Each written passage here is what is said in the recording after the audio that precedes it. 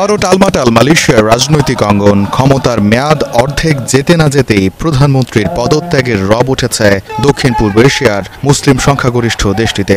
সরকারের বিরুদ্ধে নানা অভিযোগ, জীবনযাত্রার ক্রমবর্ধমান ব্যয় বৃদ্ধি এবং সংস্কার উদ্যোগে সীমাহীন ব্যর্থতা। বিশেষ করে জ্বালানি তেলের সংকটে জনগণের অসন্তোষ বেড়েছে।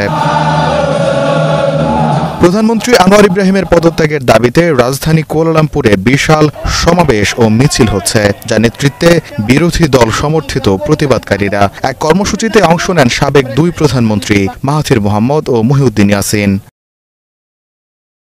সংসদের প্রধানমন্ত্রীর ওপর অনাস্থা প্রস্তাব তোলা নিয়েও আলোচনা চলছে বিরোধী শিবিরে। এমন ইঙ্গিত দিয়েছেন প্রধান বিরোধী দলের গুরুত্বপূর্ণ নেতা ও সাবেক স্বরাষ্ট্রমন্ত্রী হামজা জয়নুদ্দিন।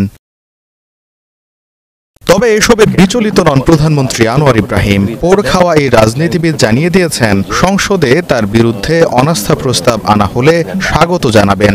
এমনকি বিরোধী দল যদি সত্যি সে পথে এগোতে চায় তবে কোনো বাধাও সৃষ্টি করবেন না তিনি। মন্তব্য করেন, গত ৩ বছর ধরে বিরোধী পক্ষ এমনটাই বলে আসছে।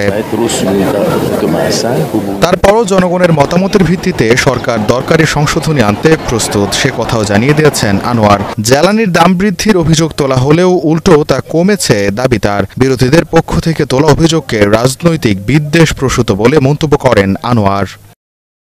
আত্মবিশ্বাসী হলেও ২০২২ সালের ডিসেম্বরে ক্ষমতায় আসার পর থেকেই রাজনৈতিক সহ নানামুখী চাপে আছেন আনোয়ার ইব্রাহিম।